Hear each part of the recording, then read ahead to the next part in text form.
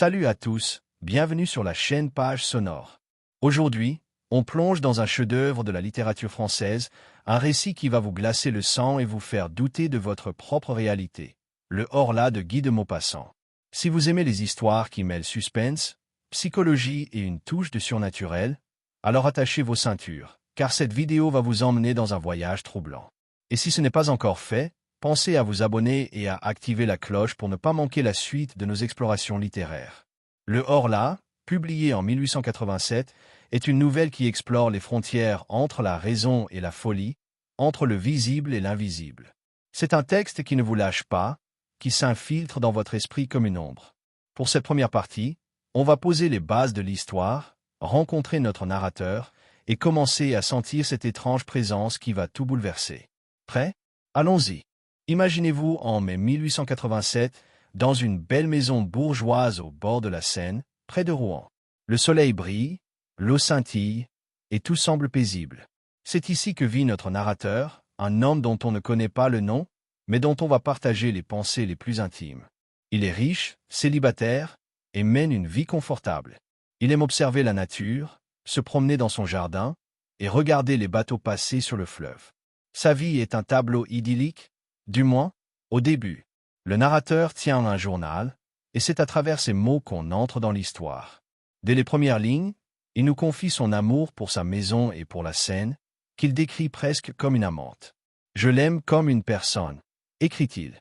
Il y a quelque chose de sensuel, presque hypnotique, dans la façon dont il ne parle pas de son environnement. Mais très vite, on sent une fissure dans ce tableau parfait. Le 8 mai, il note quelque chose d'étrange. Il ne se sent pas bien. Pas vraiment malade, non, mais oppressé. Comme si un poids invisible pesait sur lui. Il dort mal, fait des cauchemars, et se réveille avec une sensation d'angoisse qui ne s'explique pas. Vous savez, cette sensation quand vous sentez que quelque chose ne va pas, mais que vous ne pouvez pas mettre le doigt dessus, c'est exactement ce qu'il vit. Il se demande s'il n'est pas simplement fatigué, ou si le climat printanier joue avec ses nerfs. Mais au fond de lui, une petite voix murmure que ce n'est pas normal. Et nous, lecteurs, on commence à se poser des questions. Est-ce juste un malaise passager, ou y a-t-il autre chose? Quelque chose d'autre. Les jours passent, et son état s'aggrave. Il décrit une fièvre étrange, des nuits agitées où il sent comme une présence dans sa chambre. Il se réveille en sursaut, le cœur battant, persuadé que quelqu'un ou quelque chose l'observe. Mais quand il allume sa lampe, il n'y a rien. Rien que le silence et les ombres. Pourtant, cette sensation persiste. Il commence à douter de lui-même. Est-il en train de perdre la tête?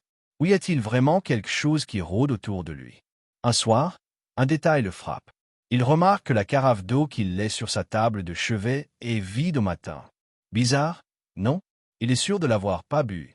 Il interroge ses domestiques, mais personne n'y a touché. Intrigué, il décide de mener une petite enquête. Il remplit la carafe avant de se coucher, ferme sa chambre à clé, et attend. Le lendemain, surprise, la carafe est à moitié vide, mais son verre d'eau est intact. Il n'a aucun souvenir d'avoir bu. C'est là, dit-il, que la peur véritable s'installe en lui. Ce passage est un moment clé. Maupassant nous fait basculer dans l'horreur subtile, celle qui naît des petites incohérences du quotidien. On imagine cet homme, seul dans sa grande maison, fixant cette carafe comme si elle détenait la réponse à son malaise. Et on se met à sa place. Vous feriez quoi, vous, si vous trouviez votre bouteille d'eau vide sans explication? Vous hausseriez les épaules, ou vous commenceriez à vous poser des questions? Le narrateur tente de se rassurer. Il se dit qu'il a peut-être bu dans son sommeil, sans s'en rendre compte. Il essaie de reprendre sa vie normale, mais l'angoisse grandit. Et puis, un jour, il lit un article dans un journal scientifique qui va tout changer. Cet article parle des découvertes récentes sur les microbes, ces êtres invisibles qui vivent autour de nous et qui peuvent nous rendre malades. Mais il va plus loin. Il évoque la possibilité d'êtres encore plus évolués, des créatures invisibles, immatérielles, qui pourraient exister sans que nous ne les voyions. Cette idée le frappe comme un coup de tonnerre. Et si son malaise n'était pas une maladie, mais la présence d'un être qu'il ne peut pas voir, un être qui boit son eau, qui hante ses nuits, qui s'infiltre dans son esprit. C'est là qu'il le nomme pour la première fois, le Horla. Ce mot, il l'invente comme s'il essayait de donner une forme à l'informe. Le Horla, ça sonne étrange, presque exotique, mais aussi terrifiant. Il commence à croire qu'une créature invisible partage sa maison, sa vie, peut-être même son corps. Et cette idée va l'obséder. Le journal du narrateur devient plus fiévreux. On sent son esprit vaciller, comme un bateau pris dans une tempête.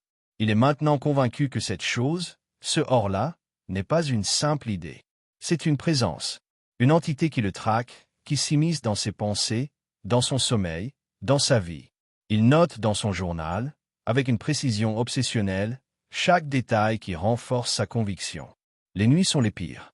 Il décrit une sensation d'étouffement, comme si quelque chose pesait sur sa poitrine pendant qu'il dort. Il se réveille, haletant, avec l'impression qu'on l'a visité. Un soir, il décide de pousser son enquête plus loin. Il pose un piège. Il remplit à nouveau la carafe d'eau, mais cette fois, il y ajoute du lait, du vin, et même du pain à côté, comme une offrande à cette chose invisible. Il verrouille sa porte, s'assure que personne ne peut entrer, et attend. Au matin, le résultat est terrifiant. L'eau est à moitié bue, le lait aussi, mais le vin et le pain sont intacts. C'est comme si cette créature avait des goûts, des préférences. Elle choisit ce qu'elle consomme. Cette idée le glace. Il n'est plus seul dans sa propre maison. Pire, il n'est plus maître de lui-même. Il commence à faire des recherches, à fouiller dans des livres, à interroger des médecins, des savants. Il veut comprendre. Il se raccroche à la science, espérant qu'elle lui donnera des réponses. Mais plus il cherche, plus il s'enfonce dans l'incertitude. Il lit des récits de moines au Moyen Âge qui parlaient d'esprits invisibles, de démons qui possèdent les âmes. Il découvre des histoires venues du Brésil, où des villageois prétendent avoir été tourmentés par des êtres qu'ils ne pouvaient voir. Tout cela nourrit son obsession. Il se demande si le Horla est une créature venue d'un autre monde, un être supérieur qui aurait évolué au-delà de la perception humaine. Et puis, un incident le marque profondément. Un jour, alors qu'il se promène dans son jardin, il remarque une rose qui semble se détacher d'elle-même de la tige, comme cueillie par une main invisible. Il la voit flotter un instant dans l'air avant de tomber. Son cœur s'arrête. Il se précipite, regarde autour de lui, mais il n'y a personne. Rien. Juste le vent, peut-être? Non, il refuse d'y croire. Pour lui, c'est la preuve que le Horla est là, qu'il agit, qu'il joue avec lui. Cette rose, c'est un message, un défi. À ce stade, le narrateur oscille entre fascination et terreur. Il admire presque cette créature, qu'il imagine plus puissante, plus intelligente que l'humanité. Il écrit dans son journal. Un être nouveau. Pourquoi pas? Il se demande si l'homme n'est pas en train d'être dépassé, comme les dinosaures l'ont été avant lui. Cette idée le terrifie, mais elle l'exalte aussi.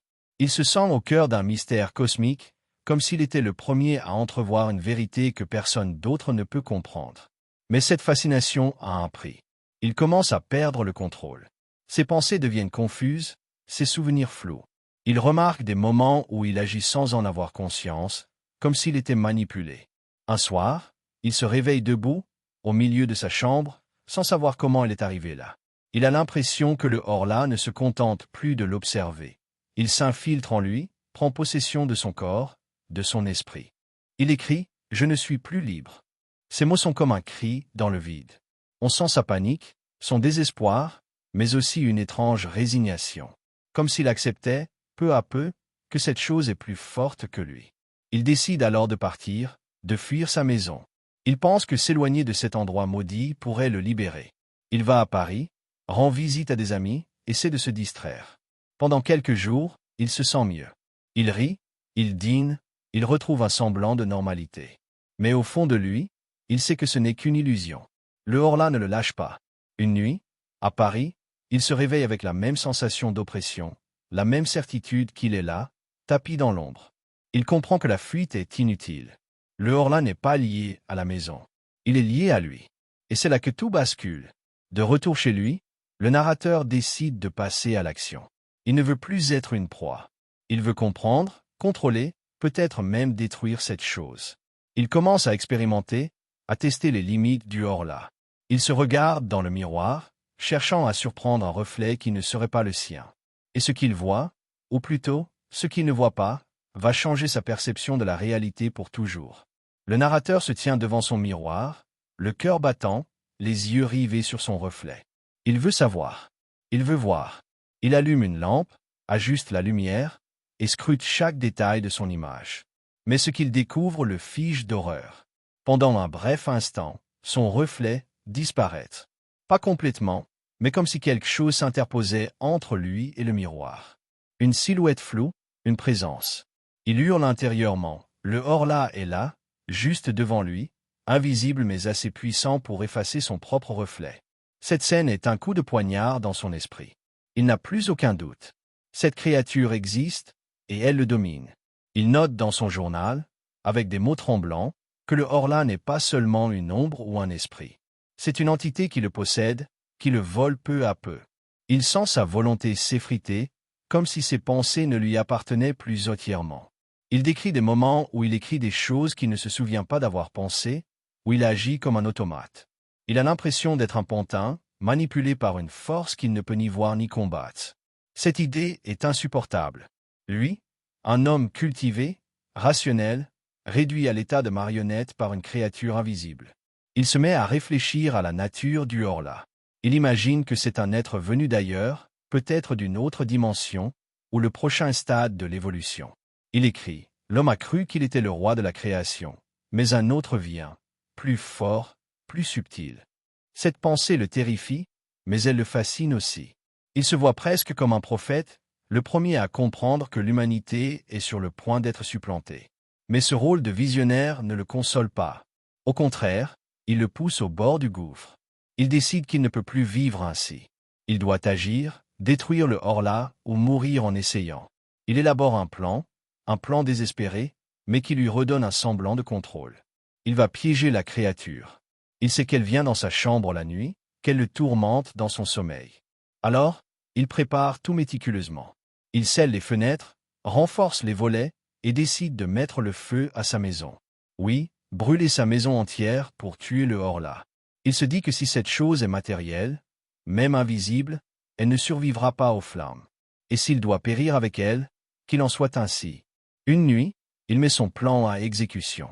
Il attend que tout soit calme, que ses domestiques soient endormis. Il verrouille sa chambre, répand de l'essence partout, et allume une allumette. Les flammes s'élèvent, rapides, voraces. Il regarde le feu dévorer les rideaux, les meubles, les murs, avec une sorte de jubilation. Il croit avoir gagné. Il imagine le Horla piégé, hurlant dans un silence qu'il ne peut entendre, réduit en cendres. Mais alors qu'il observe, une pensée atroce le frappe. Et si le Horla n'était pas dans la maison? Et s'il était? En lui, cette idée le brise. Il réalise que brûler sa maison n'a peut-être servi à rien. Le Horla n'a pas besoin de murs pour exister. Il vit dans son esprit, dans son âme. Et s'il ne peut pas le détruire, alors il ne reste qu'une solution. Dans les dernières lignes de son journal, il écrit « Non, oh non, pas de doute, il n'est pas mort. Alors, il va falloir que je me tue, moi. » Ces mots sont un cri de désespoir, un aveu d'impuissance. Il comprend que la seule façon d'échapper au Horla est de mettre fin à sa propre vie. Mais même là, on sent son doute. Et si la mort ne suffisait pas, et si le Horla le suivait, même au-delà, le journal s'arrête là, brutalement. On ne sait pas ce qu'il advient du narrateur. A-t-il vraiment mis fin à ses jours? A-t-il continué à vivre, hanté par cette présence? Maupassant nous laisse dans le vide, avec plus de questions que de réponses. Le Horla n'est pas seulement l'histoire d'un homme tourmenté. C'est une réflexion sur la fragilité de l'esprit humain, sur notre peur de l'inconnu, sur ce qui se tapit juste au-delà de ce qu'on peut voir. Est-ce une histoire de folie, ou une révélation sur une réalité que nous refusons d'accepter? À vous de décider. Si cette plongée dans l'univers troublant du Horla vous a donné des frissons, n'oubliez pas de vous abonner à la chaîne pour découvrir d'autres résumés de chefs-d'œuvre littéraires. Laissez un pouce bleu, et dites-moi en commentaire, pour vous, le Horla est-il réel, ou est-ce juste la descente d'un homme dans la folie? Merci de m'avoir suivi dans cette aventure, et à très vite pour un nouveau livre qui va vous captiver.